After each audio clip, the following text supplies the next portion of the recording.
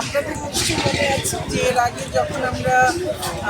চাঁদপুর হাইমচর সেই পুরো এলাকা যখন আমরা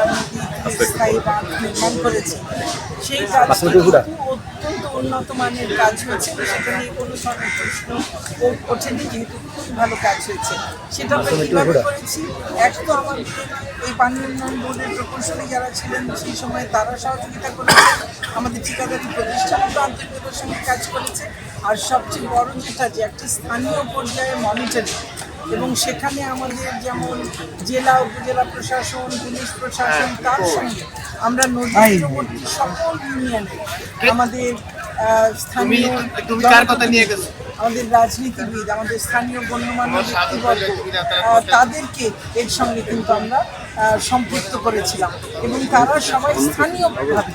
এই সমস্ত কাজ সেটার কিন্তু তদারকি করেছিল। তারা দেখেছে কাজ ঠিকভাবে হচ্ছে কিনা, তারা কোথাও হস্তক্ষেপ কিছু করেনি, শুধু তারা ভালোভাবে দেখেছে, নজর রেখেছে যে যা কিছু ব্যবহার করছে, যেসব মাল ব্যবহার করছে সেগুলো যথাযথ মানের কিনা। যেখানেই তাদের সন্দেহ হয়েছে সেখানেই তারা জানিয়েছে। এমনকি আমি বিশেষ করে সেই সময়ে মিডিয়া যারা ছিলেন তাদেরকে পর্যন্ত, ন্যাশনাল মিডিয়াগুলো তাদেরকে অনুরোধ করেছিলাম যে আপনারা লোক পাঠাবেন, তারা যেন নিয়মিত দেখে যায় যে কাজ ঠিক হচ্ছে কিনা। তো আমি আশা করি যে এইবারেও কাজটি আমরা সবাই মিলে একইভাবে আমরা চেষ্টা করব, মনিটর করব যে কাজটা যেন উন্নত মানের ভালো কাজ হয়। এবারের নির্বাচনে দল থেকে আমাদের দলীয় কোনো প্রতীক দেওয়া হয়নি, দলীয় মনোনয়ন দেওয়া হয়নি, এমনকি দলীয়ভাবে কোনো সমর্থনও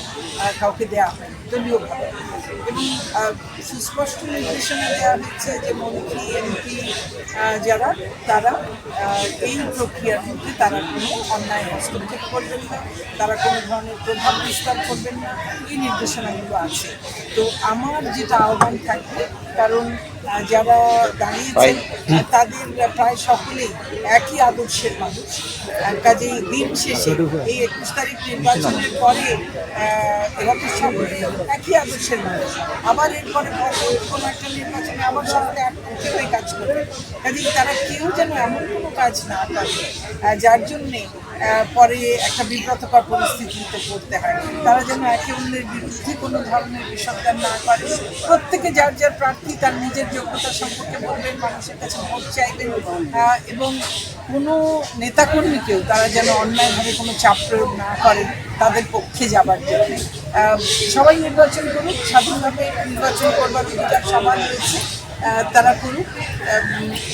আমি তাদের প্রতি এটাই অনুরোধ যে আমরা চাই একটা অবাধ, সুষ্ঠু, নিরপেক্ষ, সুন্দর, উৎসবমুখর একটা নির্বাচন। আমি বিশ্বাস করি 21 তারিখ ঠিক সেরকম একটি সুন্দর নির্বাচন হবে, এবং আমাদের এখানে জেলা প্রশাসন, পুলিশ প্রশাসন তারা আছেন, আমার তাদের কাছেও আমার চাওয়া যে একটা একেবারে নিরপেক্ষ, অবাধ, সুষ্ঠু নির্বাচন, এবং সেখানে যেন কোনো ধরনের কোনো, আমি ভোটারদেরকে আশ্বস্ত করতে চাই, কারণ তারাও আমাকে আজকে যখন এসেছি তারা আমাকে বলেছে যে তারাও ঠিক এইরকমই একটি নির্বাচন করবার জন্য তারা প্রস্তুত। কাজে আমি ভোটারদেরকে, আমার সম্মানিত ভোটারদেরকে আশ্বস্ত করতে চাই যে তারা উৎসবমুখর পরিবেশে এসে ভোট দেবেন, কোনো চাপ ছাড়া, কোনো চাপ মুক্তভাবে এসে আনন্দমুখর পরিবেশে ভোট দেবেন, তাদের পছন্দের প্রার্থীকে তারা ভোট দিয়ে নির্বাচিত করবেন, এটি আমার প্রত্যাশা।